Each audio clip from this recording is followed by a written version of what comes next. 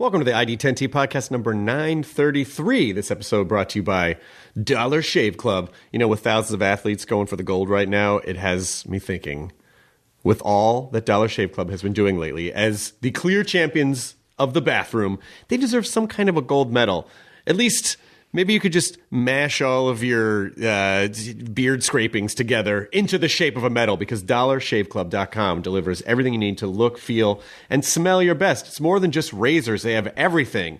Everything you need to look, smell, and feel your best. Shampoo, body wash, toothpaste, and of course, the best razors in the business. Join Dollar Shave Club today for just $5 with free shipping. You'll get their shit shower shave starter set. It has the 6-blade executive razor, plus trial sizes of shave butter, body cleanser, and one wipe Charlie's. Then keep the blades coming for a few bucks more a month. Get yours at dollarshaveclub.com/ID10T. That's ID, the number 10, and T. Thank you to Dollar Shave Club for sponsoring this episode of the Nerdist Podcast. Let's look at the ID10T community corkboard. These are things happening in your community. Katie Levine, just like old times. What do we got? Gabriel writes, I'm a social worker in Northwest Alabama, volunteering with my local library's teen program. Many of our attendees have expressed a great deal of interest in starting a D&D campaign, and we would definitely like to help them. As I also volunteer with TakeThis.org, I am well acquainted with the therapeutic and mental benefits of role-playing games, especially with adolescents. I have started a GoFundMe page to help provide dice and players manuals for the teens, as well as to get some RPG-related items for the library. To find out more, or to donate, please search Public Library Teen RPG on GoFundMe.com. Great. And then Spencer writes, I wanted to tell you about my wonderful wife who has, for the first time in her life, made her own artwork for sale. She has spent years working very hard at day jobs and has finally decided to give it a go at being a professional artist. I'm so very proud of her. Her site is called outinthewildart.com, and she sells her own prints, originals, and pet portraits. She does all of this from Portland, and he says, I think she is so talented, and I hope you would too. So go to outinthewildart.com. Hashtag PDX. Also, I'll be performing at Levity Live and Oxnard Comedy Club this weekend with Mike Furman and April Richardson. That is Feb 24-25. Go to levitylive.com for tickets. This podcast is Natalie Portman, who is just all kinds of rad. She's promoting Annihilation, which is in theaters February 23rd, which is a stunning movie that you should watch. And in general, she's just great. She was just on SNL again, did another rap, was hilarious, and is every bit as nice and cool as you would hope she would be. It was very cool of her to... We recorded this at the Roosevelt Hotel because she was doing Kimmel. So she popped over to the Roosevelt Hotel because it was going to be too loud at the Kimmel show with they're getting ready to tape the show. So she came over and we did a podcast, and she was awesome. So thanks to Natalie Portman for doing this episode. Definitely go see Annihilation. It is in theaters February 23rd. This episode also brought to you by Squarespace. The future is coming. Make it brighter with Squarespace. Make a website. Don't just rely on social media. The ever-changing algorithms of social media could tank your business. So just have a home base. Go to Squarespace, blog or publish content, sell product services of all kinds, announce any upcoming event or special project. You're going to get beautiful templates by world-class designers, powerful e-commerce functionality. You can sell anything you want. That's legal. The ability to customize look, feel, settings, products, and more with just a few clicks. Everything optimized for mobile right out of the box. You can buy domains, choose from over 200 extensions, and analytics that help you grow in real time. You have built-in SEO, free and secure hosting, and nothing to patch or upgrade ever. And you're going to get 24/7 award-winning customer support. Make it stand out. Stand out with a beautiful website. Check out squarespace.com for a free trial.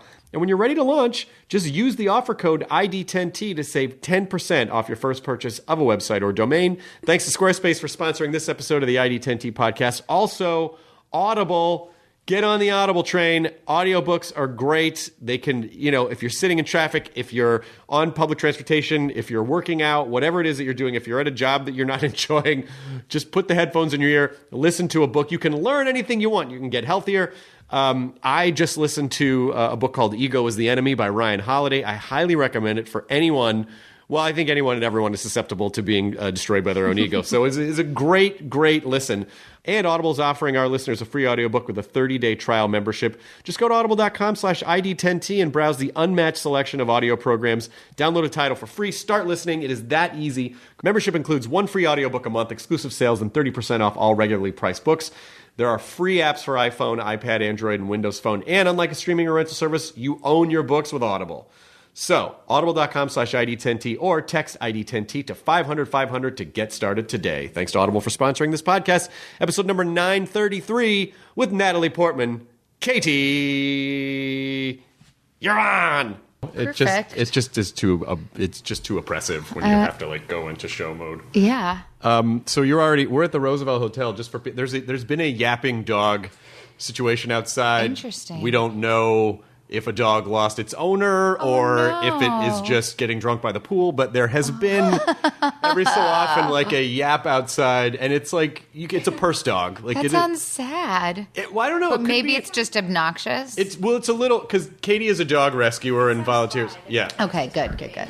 I'll tell you, if there was a dog even remotely in danger, the headphones would come off Katie, and she would literally leap off the balcony. Okay, that's good to know. And try to save like whatever is going on. I like it. How are you doing? I'm doing well. Fighting something off for the past 3 weeks or so, but Well, it's hard to believe that during a crazy press cycle where you're traveling all over the place and talking to a lot of people that you might catch something. Oh God, knock on wood. I'm so anyway. A little neurotic about it. But you also have kids, so don't you just get everything because your kids Which is very confusing to me because aren't they people are always like, oh, they're building their immune systems, right. So that's why they get sick all the time. And then you're like, why do I get sick all the time then? They're helping you build your immune system. Like, didn't I do this? Or what's your I don't know. I have a friend with 3 kids and he's just always on. He's like, one of them's always got something.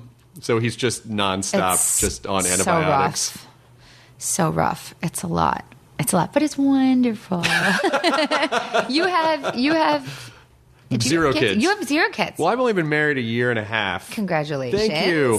And so we're, my wife and I are like, we're looking maybe about a year down the road. Nice. I think. You're like 1 more year of no colds. I know. Just colds when our friends with kids get colds. Right, exactly. And come over. Yeah, we're just trying to, really just squeeze all of the last juice of like, hey, we could get up whenever we feel like it. Yeah. If that's possible. Yeah. But this idea, to work as hard as you work, do you have to set aside, like, okay, between these months, I'm not going to do anything but focus on family in order to recharge and then go back into Yes, work? Definitely.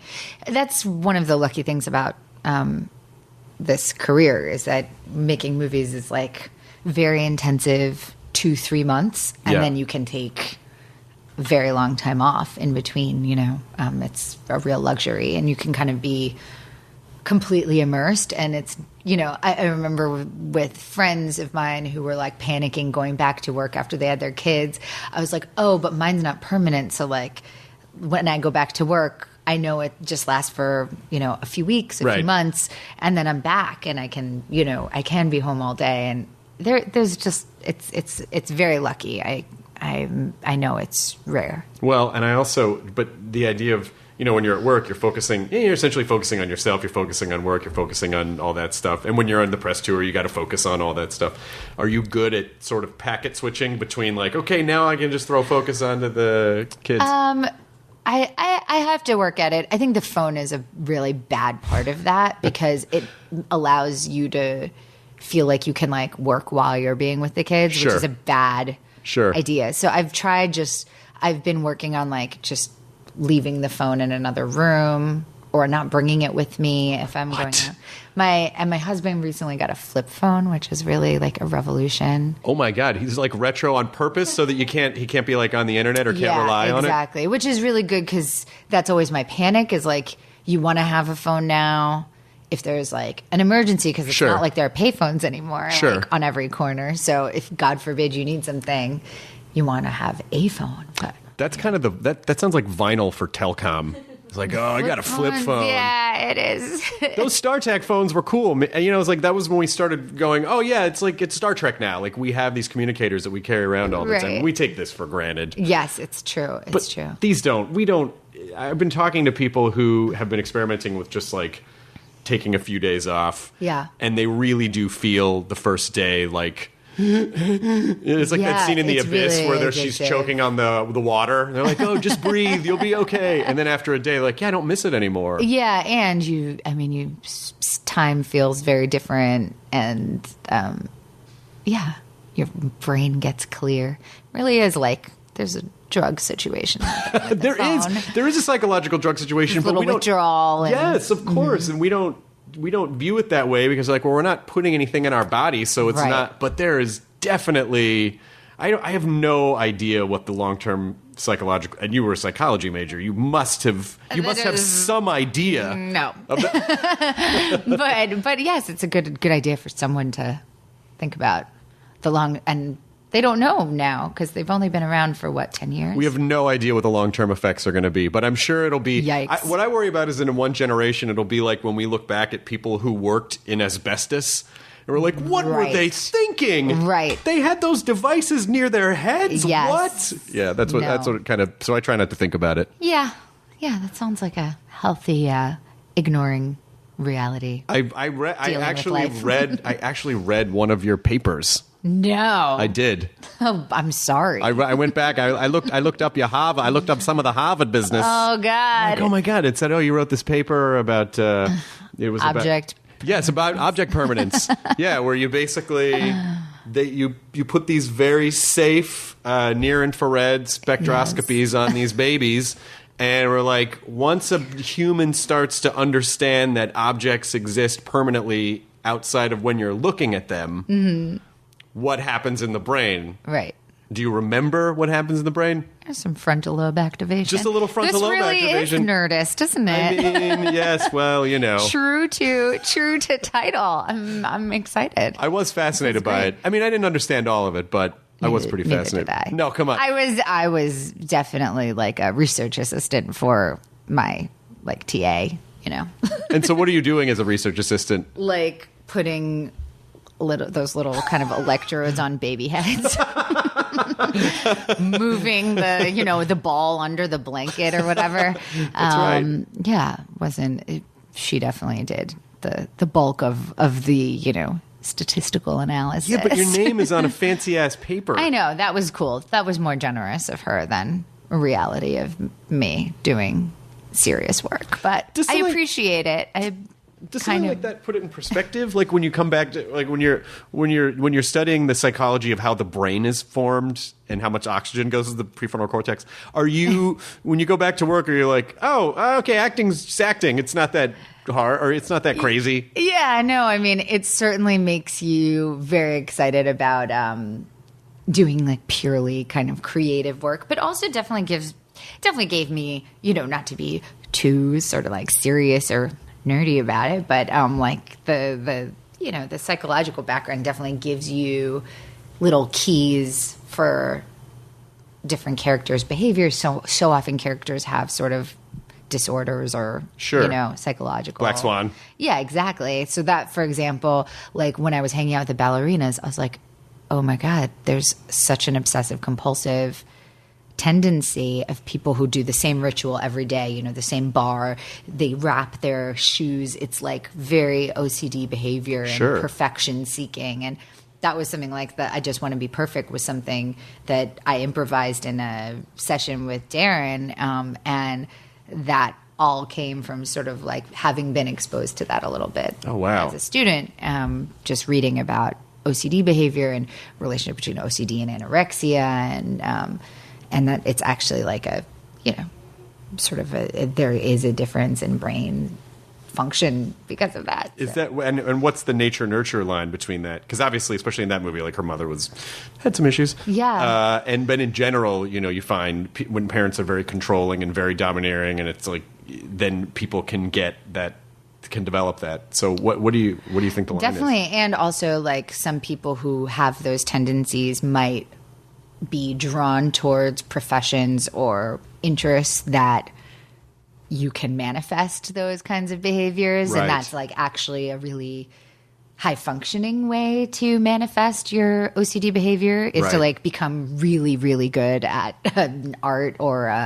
like have virtuosic talent because you will practice it 10,000 times until it's perfect, as opposed to like washing your hands 10,000 times that like there's high functioning manifestations of the same thing that could be totally self-destructive. Yeah, but I think a lot of it also centers, I mean, besides any of the, like the real mental health disorders that are also a part of it, but also the idea of control. Like when people need control, it's almost that kind of superstitious.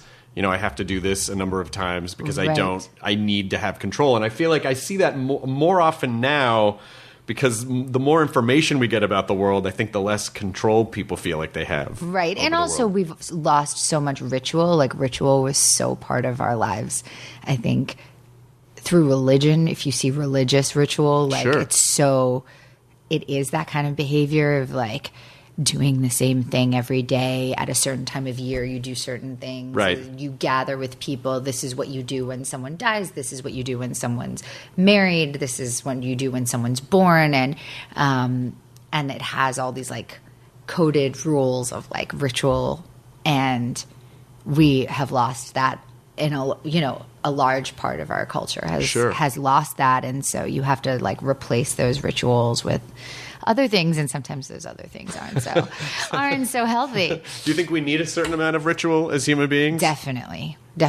I think it's like kind of how our brains work, and I think like that's you get out of ritual and everything gets undone. Then you're just outside the dome somewhere in the wastelands. Exactly. Do you have rituals do you have rituals that you go like, I know this is dumb, but every time before I start a thing, I have to have this kind of food or do this kind of thing or do that kind of thing? I have rituals in the way I work of like the kinds of things I do to prepare. I don't relate it to food as much. I mean, except that I have like most humans like have pretty like scheduled eating. That is a ritual, even though it's like doesn't feel like it. And then I mean, I do. I am a practicing Jew, so I have those rituals of my religion, which I don't think are right for everyone, but it does give me it gives you a certain kind of structure to your year and structure to your life and everything that, it does give you this sort of structure to live in. Right. And so you feel like without that sort of a balance, you just think you wouldn't be able to. Yeah. I don't think that it's like necessarily that, but I think that everyone needs to find like the right thing for them, whether it's their meditation or their exercise or their, whatever that is your ritual. Or, I mean, some people it's like their coffee, like the process of doing something that you do the same process like every day.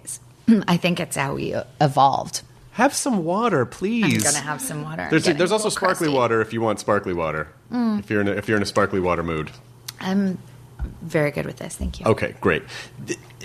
Having started acting so young, did you kind of understand the process of it when you started, or was it just a feeling of like, I want to do that? And what was the sort of the gap between like, oh, that is actually a lot of work to do that? Or were you a kid who really needed to just dive into something 100%? I think I was always into diving into it. And it was fun starting as a kid because I feel like it made me feel like it was a game and it was play, which I've gotten to carry over into my adult life.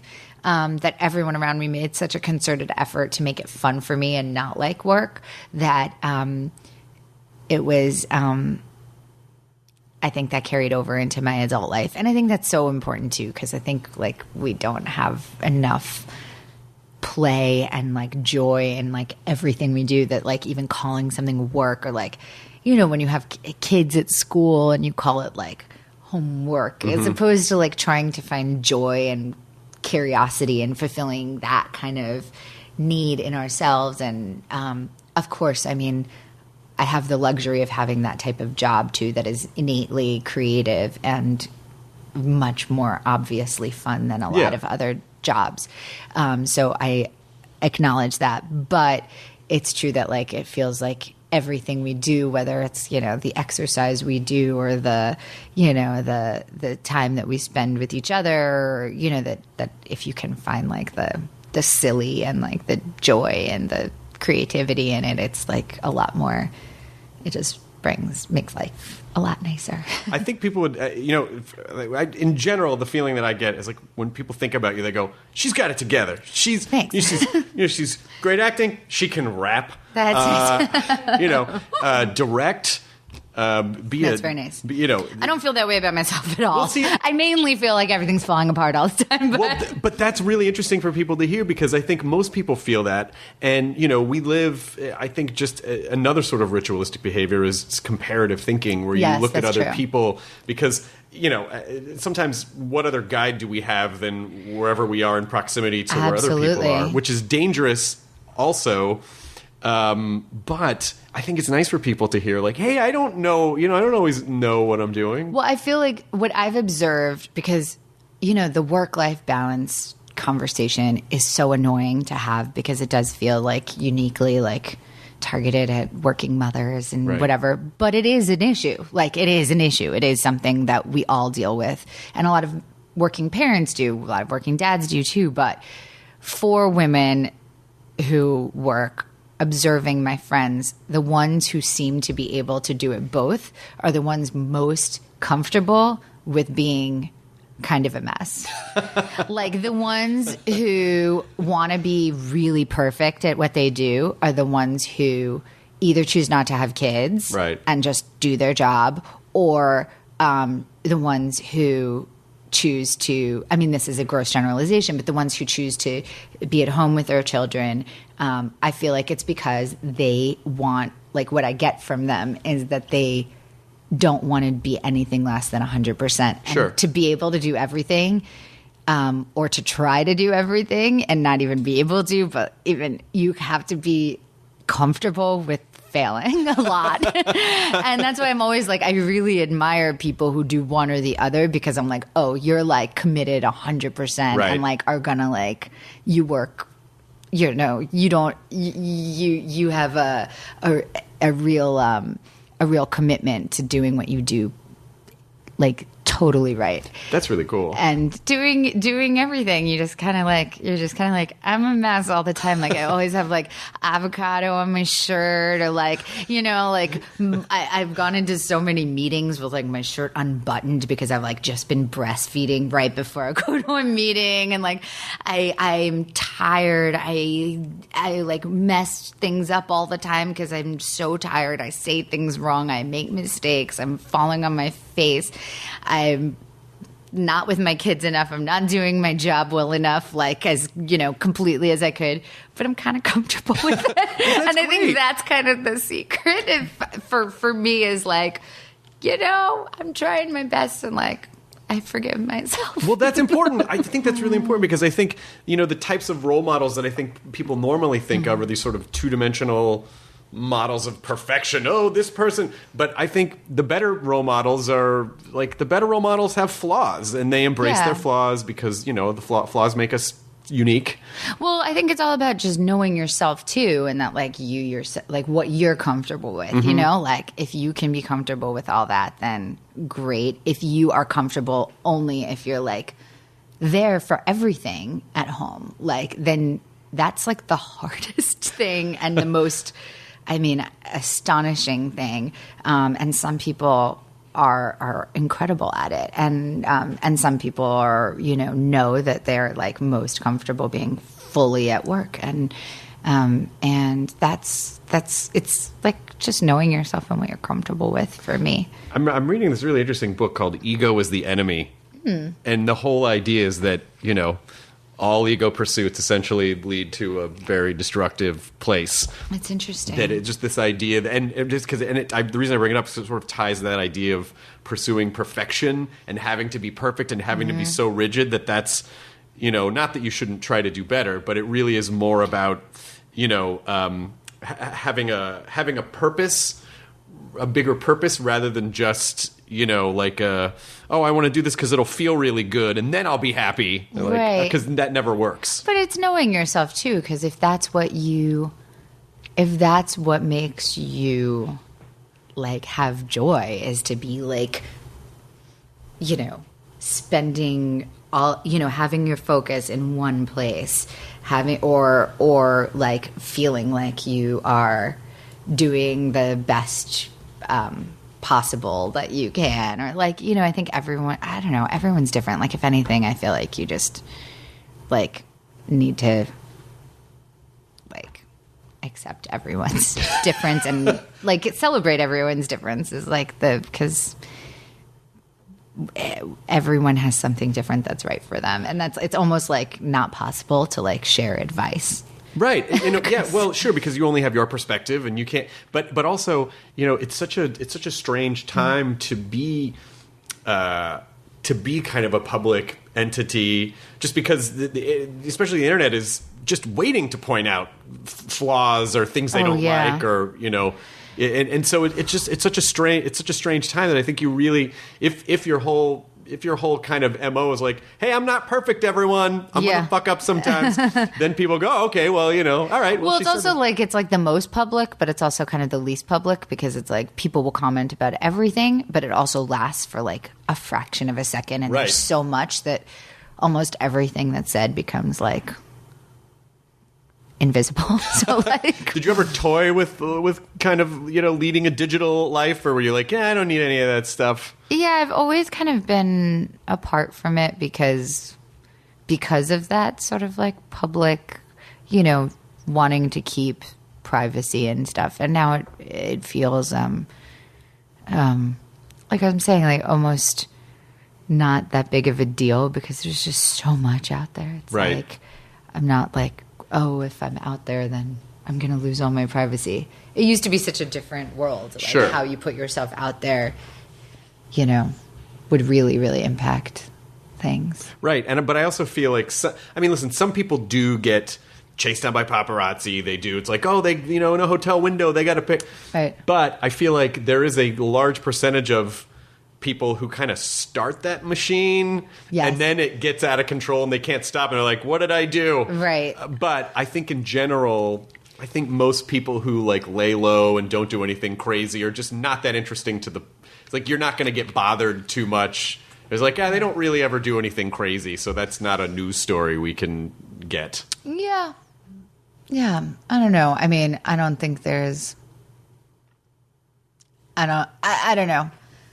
There's definitely disproportionate energy around women and women with children and pregnant women. Sure.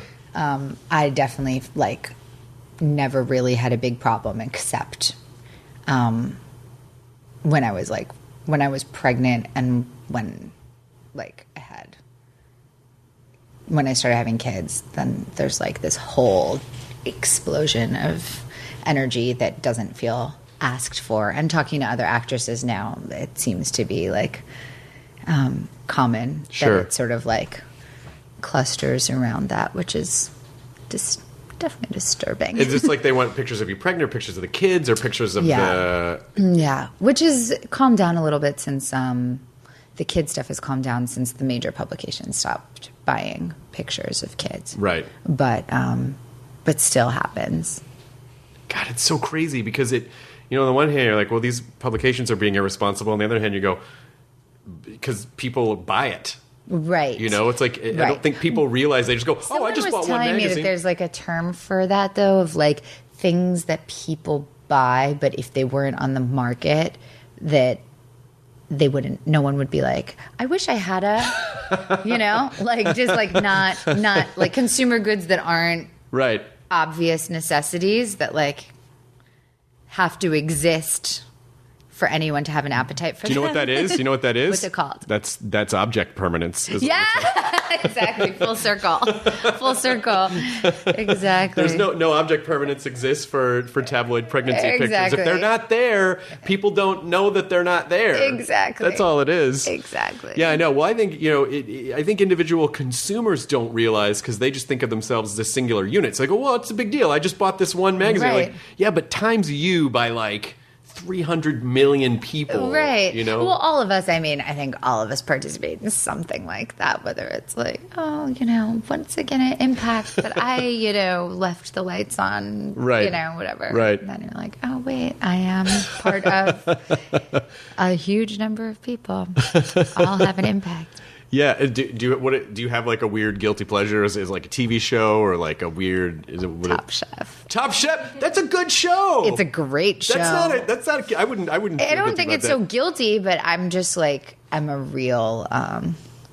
Like I really get so excited when there's a new episode, and it's like hard for me when they go on hiatus. Have they ever asked you? Have you ever been on the show? I've been on the show. You have been on the show. Yep. What'd you do? I'm sorry. Of course, I did a vegan episode. Of course. The chefs hated me. It was especially cruel because so zero pork fat. Yeah, it's vegan. Zero pork fat. Yeah. It was. Yeah, they made it especially difficult because they took them to a steakhouse, so they all thought they were doing like a steak challenge, and they're like, and you got to make something vegan. What'd you make? I didn't make anything. They fed me a lot, and I ate a lot, which was great. It was good? Yeah, it was great. Good. Is it I feel like now in 2018, it's a lot easier to support a vegetarian or vegan lifestyle on the road than it used to be. Especially in LA, I mean here. But yeah, on the road, interesting. What do you snack on? What do I snack on? I don't know that. I mean, I have like my like restaurants that I go to. If it's like a place that doesn't have a lot of like vegan, well, I don't go to like vegan vegetarian restaurants that often. Although in LA, there's amazing ones like Crossroads, right? And even like good like kind of takeout places like M Cafe and by Chloe. And New York is starting to have better options, but I always go like ethnic because I feel like if you go, you can always get something good at like an Indian place or Italian place or Japanese. Ethiopian's good too. Ethiopian vegetarian dishes amazing. Have you been to Sage? Yeah, Sage is really good. They have a vegan Reuben that I really enjoy.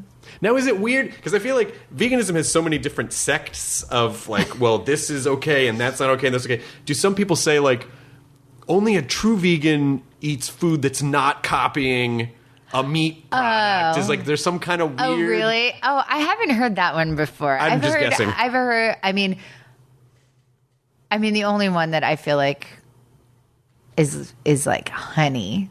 Honey is sort of always the... Are you a vegan with honey or are you vegan without honey? Right. I know both, by the way. This is not necessarily the most fascinating topic. Sorry. No, it is. The reason like is really interesting. I'll tell you why. I think it's this. interesting because I think, the older I get, that sort of in the future, my wife has a weird disorder where she actually can't. If she eats too many vegetables, she gets ridiculous kidney stones. Oh no! So she actually has to eat. Like she has a thing where she actually has to eat meat. And so, which is fine because she enjoys it, but I think like because a lot of guys that I know that are a bit older that are vegetarian, they look great.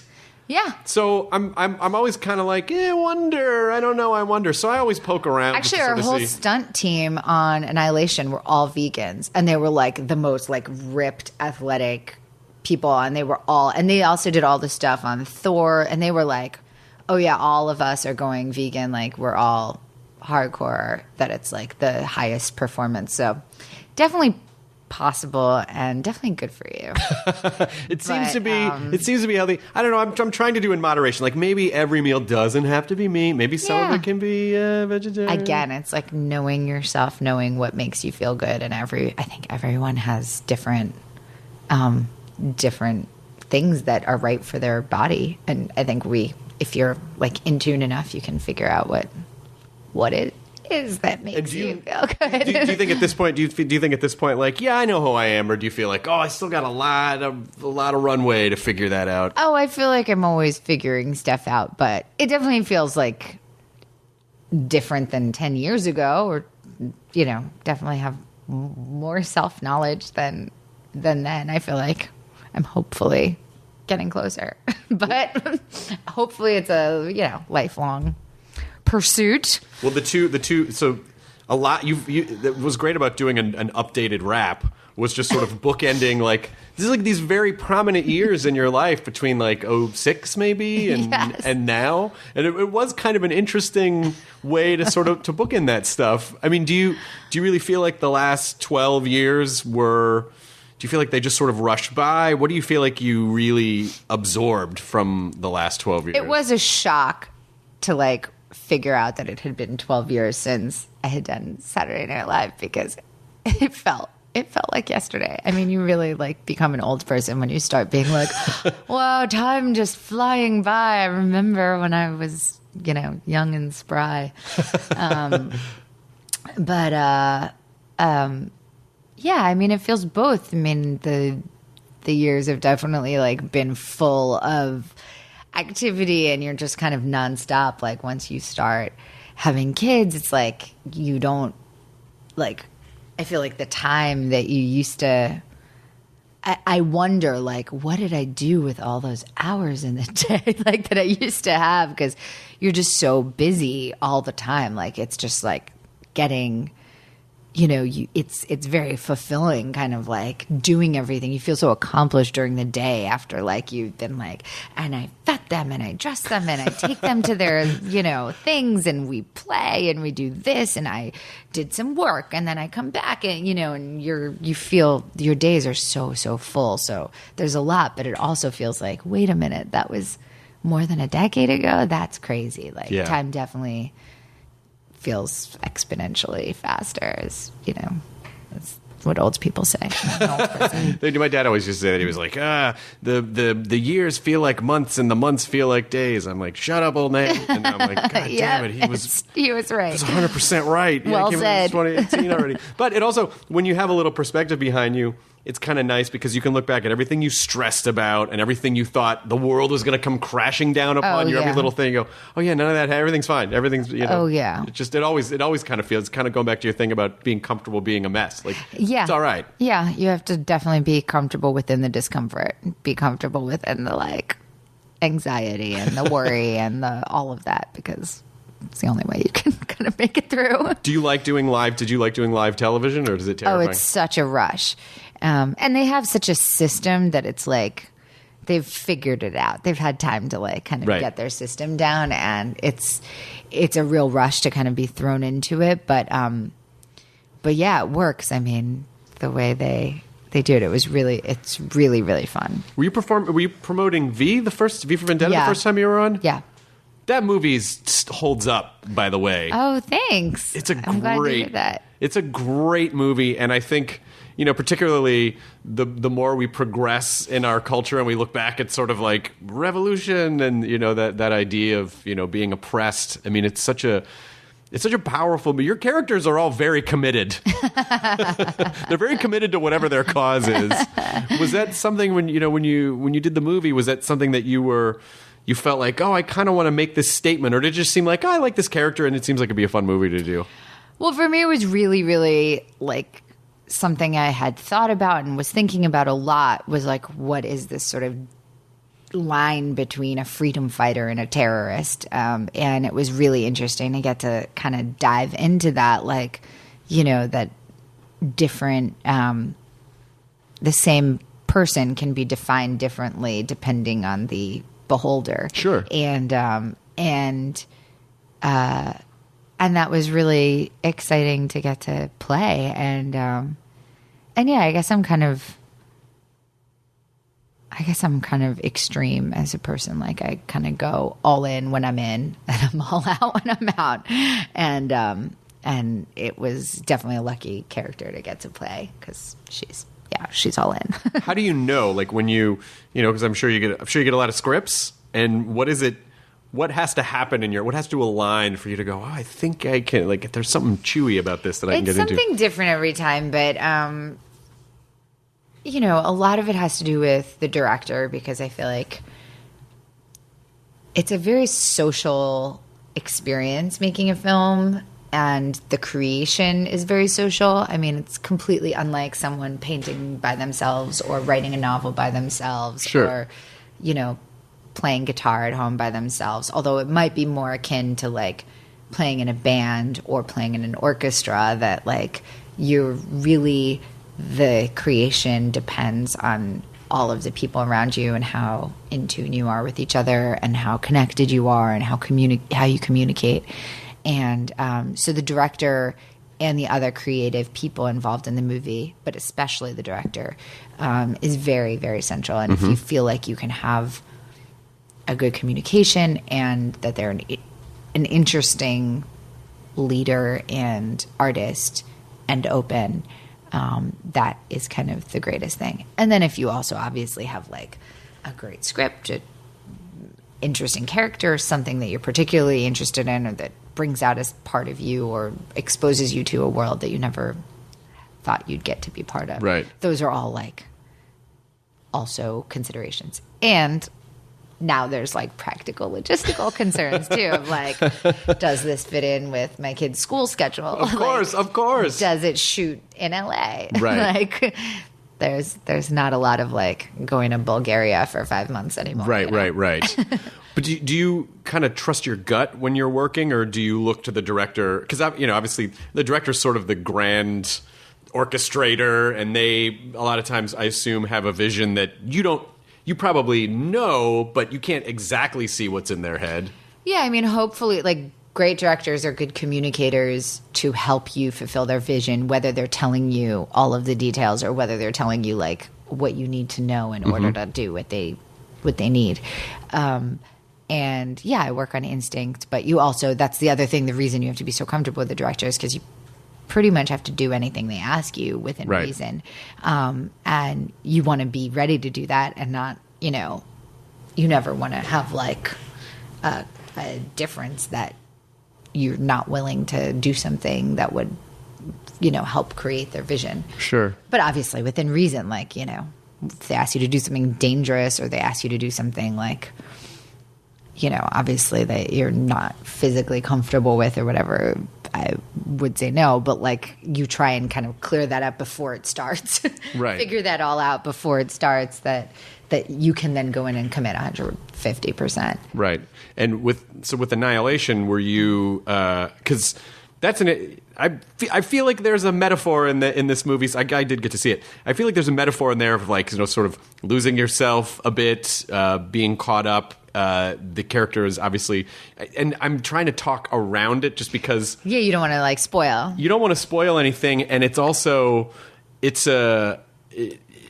how would you describe the movie? Because it's a really interesting and complex world that these characters walk into the, I don't even want to say what it's called, but when they walk into this area. Yeah, well, there's this area that's undergoing this environmental phenomenon that no one really understands, and everything that's going in is not coming out. And my character, her husband goes in and comes out scathed, and she goes in with a group of scientists, a group of all-female scientists, where they go and try and figure out what this phenomenon is. But of course, it's much more complicated than that because it's got this like psychological thriller element where what they're facing inside themselves is kind of like the forces terrorizing them on the outside. So it's kind of like my favorite kind of thriller is when it's all sort of, it's like what's going on inside you is externalized. And do you kind of look at stuff and go, oh, I think I want to do like a sci-fi thing next, or I think I want to do that, because you're in a lot of universes now. Yeah, you're in a Star Wars universe. Yeah. You're in a Marvel universe. Yeah, that's now, true. It's like do you kind of look at stuff that way? I don't really look at it strategically like that. It's more just Alex Garland sent me a really interesting script, and he's a really interesting person to work with. That it wasn't like a genre decision. Right. And do you watch sci-fi stuff on your own?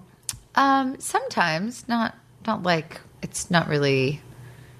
I wouldn't say anything's my genre right now because I usually like sleep at 9 p.m. Oh, yeah, that's too. Oh, it's great. Yeah, we're in bed by 9. Yeah. Unless we have to go out to something. Yeah. But being in bed's great. There's a lot of trying to take advantage of any sleeping opportunities. Do you still field a lot of Star Wars questions? Or are you like, I don't that much anymore, except, asking about the new films and like if any of those characters from the prequels are going to be revived or anything. Right. That's kind of if I get asked, it's usually about that. But I don't really have news about any of that. So it becomes kind of, yeah.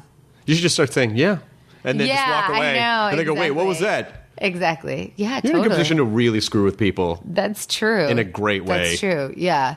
Yeah, there's actually a whole, There's a whole There's a whole thing, but I'm not really allowed to talk about it. Don't worry about it. It's just like I'm an old precursor, but don't worry about it. It's like you whatever. Exactly. We don't need to talk about it. I'm not really allowed to say anything. Is that a lot of white face makeup that you've brought with you? Yeah, exactly. Oh, that's crazy. Because I'm actually going from here to shoot. Oh, that's great. Yeah. Oh, that's great. Well, I'm so glad that we were able to. I know. we were able to break in. this huge story that is. One site's gonna be like, she said it. It's totally gonna happen.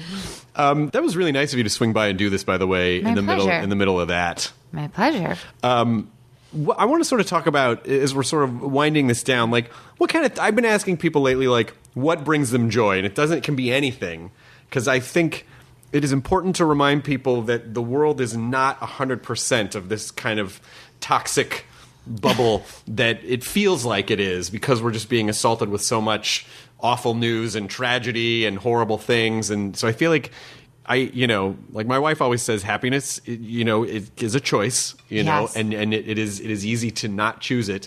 And so, sometimes I like to if you're choosing happiness, like what are some things that you're joyful about at the moment? Well, definitely family all the time, just not all the time, because of course there's moments that are more challenging than others, but it's pretty remarkable to get to just sit with each other, play with each other, spend time together is pretty amazing. Anything we do in nature, like being outside, that's one of the things that's so lucky here in LA, that we can kind of year round be, walking around trees and beaches. And it's really cold though, 67 degrees, freezing. Yeah, absolutely. I'm wearing a sweater. Yeah, it's freezing. So yeah, anything in that world is great. And I've been dancing a lot, which is really what kind fun. of dancing are you doing? Well, I mean, I'm prepping for a film where I play like a pop star, which is kind of exciting. See, I'm an prequel story. She's like a space Britney Spears. Exactly. And so I've been doing a lot of that, and that's been really fun. I feel like I need to find more time to just dance. Yeah. In non-work life. And I've been reading Rebecca Solnit recently. Okay. I've been making my way through her books, and that's been mind-blowing and life-affirming and beautiful, and just my husband got into it too, and so now we're just reading. Tell me about it. I'm not that familiar. Please tell me about it. She is a great nonfiction writer, and she's written books about everything from how to have hope in dark times. She's written about wandering, an entire book about the value of wandering. Mm-hmm. She's written a lot of feminist essays. She wrote Men Explain Things to Me, which sort of has been credited with coming up with the term mansplaining. Yep. And she's just a great mind, and everything she writes on all these different topics, and everything she writes is just really kind of expanding and hopeful, and just making you aware of things that you should be aware of. And that's great. About things that you want to think about. I mean, I tend to just put an audiobook in because we spend so much time in our car in Los Angeles. So I think that might be next up on the list. Oh, I like hopeful, wise tales. I cannot recommend her more. It's definitely been a revelation this year. Is there anything in particular that you are still kind of aching to do? Where you go, I got to do this movie, and then I got to be a mom for a while, but I still want to do this thing. Just travel. I really, really love being in new places. I love going to new places. So there's so many places I haven't been, and that's always what I want to do. As soon as I have any time. Yeah. And that's that's always like with family. Sure. So it's not Would you? separate from that. Are you gonna? Do you think there's ever a time where you're like, well, we're gonna take a vacation and just leave the kids at home just for, or We talk about it. We're like, we know people do that. We've heard that is a thing that is acceptable, but yeah, we haven't done that yet. not just yet? Not just yet. Well, it was like one, right? You have a child that's like Yeah, 1 year. she's turning 1 next Yeah, week. yeah. So I mean, not yet, but at a certain point. And also, I don't know. It's really fun. Like, I think we'd miss them so I know, much yeah, that I it hear would that almost too. like not be fun. Yeah, I hear that too. There's like a minute where you're like, hey, we get to sleep in, and then, aw. Yeah. And it's also this like, I mean, we've had like by ourselves like work things where we have to be gone for like a couple days or something. I mean, I haven't done it yet with my daughter, but I had done it with, when my son was a little bit older, before I had my daughter. And you like get so excited that you're gonna like sleep in, and then you like can't. Right. It's like it's so depressing when you're like, oh, I've lost the ability to like sleep into the, Your body's kind of working against you at that point. your Like, body's come just on. wired in a new way that you're like, oh, well then I miss them and I can't sleep in. Maybe we should just all travel together and forget about it. So maybe just as we're sort of wrapping this up, just some nice piece of advice for someone who you have said like, well, I'm comfortable being a mess, but something about just some piece of advice for people about, focus or pursuing something that they are excited about or being able to stay on point when they maybe feel like they're teetering off. For someone who has accomplished so much, and you're really good at a lot of stuff. Thanks, so that's nice, but it's if you don't feel that way, it certainly seems that way. yeah, I don't feel that way, but I mean, maybe that's part of it. Like maybe maybe it really is just about being like, it's normal to feel insecure. It's normal to feel embarrassed. It's normal to be afraid, but then you want to operate as if you're not, It's like, acknowledge that it's okay that you're feeling these things and then be like, and now I'm just going to operate as if I'm not embarrassed and I'm not afraid and I'm not insecure. And I don't always succeed at that, but I feel like the few times that I have felt that I've like broken through my own kind of expectations for myself have been when I've been able to like really shed those things. And it's not that they don't exist. It's not like I'm like, don't be embarrassed, don't be afraid, because that's impossible, because it's just, you can't control whether you are like, right. Sometimes you're, but like that's when I find personally I can like do the best version of what I do is like by trying to leave those things on the side. And do you feel like because Portman is your maternal grandmother's last name, yes, and your real last name is different, and so do you see them as two different entities? Were you able to go into like Natalie Portman mode? Yeah, it's interesting that I do feel like I really compartmentalize that, and I don't know if that's like so unhealthy that I like have kind of had like these two identities, but I felt that it was really helpful for me in school. Like when I was in high school, I used to get like really upset if people called me Portman at school. I like wanted my like other last name, because I think there was sort of like, this is the part of me that's private and this is the part of me who's really me, and then the public me is like this other thing. And I think as an adult, I felt more comfortable kind of integrating that, because when you're still developing your sense of self, which is obviously a much more dramatic process when you're younger, like we were talking about before, like will continue changing forever, hopefully, but I do have more of a sense of who I am now.